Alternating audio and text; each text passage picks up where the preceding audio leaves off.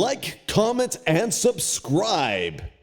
এই গল্পটা খুব ইন্টারেস্টিং একটা গল্প।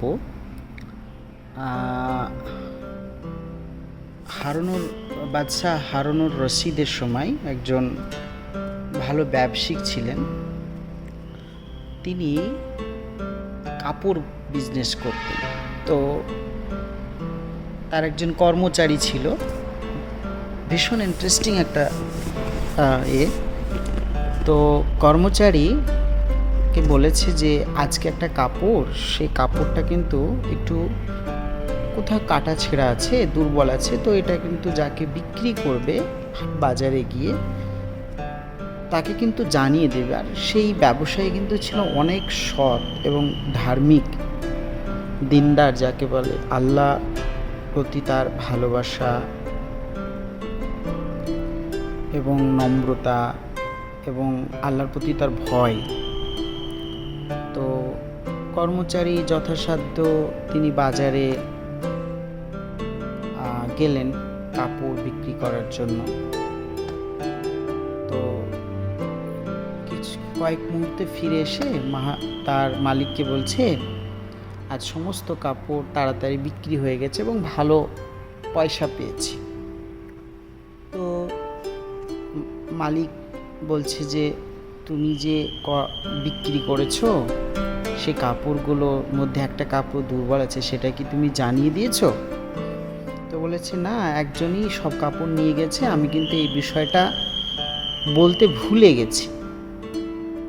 তো তিনি কথাটা শুনে তার মাথায় যেন আকাশ ভেঙে পড়লো, মনে হয়েছে যে তিনি বিশাল বড় একটা মুসিবতে পড়ে গেছে। সে সময় তিনি বললেন যে চলো তাড়াতাড়ি বাজারের দিকে চলো, না তো বড় ক্ষতি হয়ে যাবে আমার। তিনি এতটাই সৎ মানুষ ছিলেন। যথাসাধ্য বাজারে গিয়ে দেখে যে সেখানে ওই ব্যক্তি নেই। তিনি তার খোঁজ খবর নিয়ে বুঝতে পারেন যে তিনি মদিনার দিকে যাত্রা করছেন। তো তিনি তার কর্মচারীকে বললেন যে আমার জন্য একটা ঘোড়া ঠিক করো, আমাকে তাড়াতাড়ি তার কাছে যেতে হবে এবং তাকে সেই বিষয়টা জানাতে হবে, না তো আমি অপরাধী হয়ে যাব, সারা জীবনের জন্য আল্লাহর কাছে আমি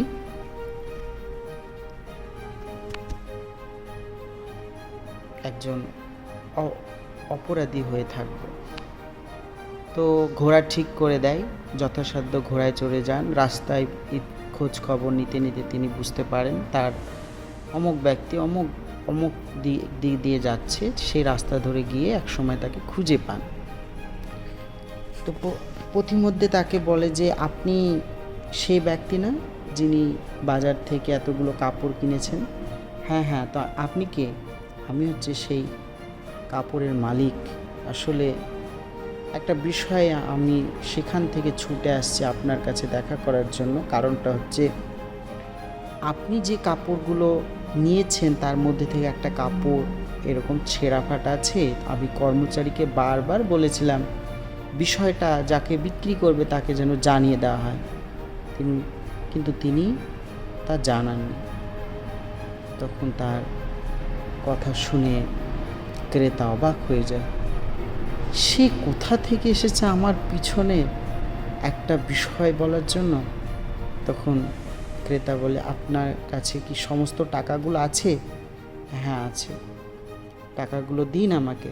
টাকাগুলো দিয়ে দেয় তখন ক্রেতা টাকাগুলো নিয়ে ঢিল ছোঁড়ার মতন ছুঁড়ে ফেলে দেয়। তখন তিনি বলেন এটা কি হলো, আপনি টাকাগুলো ছুঁড়ে ফেলে দিলেন কেন? তখন ওই ক্রেতা বললেন আপনার এই সততা দেখে আমি মুগ্ধ হয়ে গেছি। আসলে আমিও চিটিং করতে গিয়েছিলাম, এই যে টাকাগুলো সেগুলো ছিল নকল টাকা। আপনার এই সততাতে মুগ্ধ হয়ে আমি পারলাম না, এই নিন আসল টাকা। তো পৃথিবীতে ভালো মন্দ খারাপ সব কিছুই থাকবে, তোমাকে কিন্তু আল্লাহর দ্বীনের জন্য, আল্লাহর সন্তুষ্টি লাভের জন্য সৎ হয়ে চলতে হবে। একদিন আল্লাহ তোমাকে প্রতিটা মুহূর্তে বিপদ থেকে ঠিকই রক্ষা করবে। হয়তো তোমার ওই কোনো বিষয়কে কেন্দ্র করে একদিন তুমি সফল ব্যক্তিতে পরিণত হবে। তো এটা তোমরা মনে রেখো। Subscribe for more content.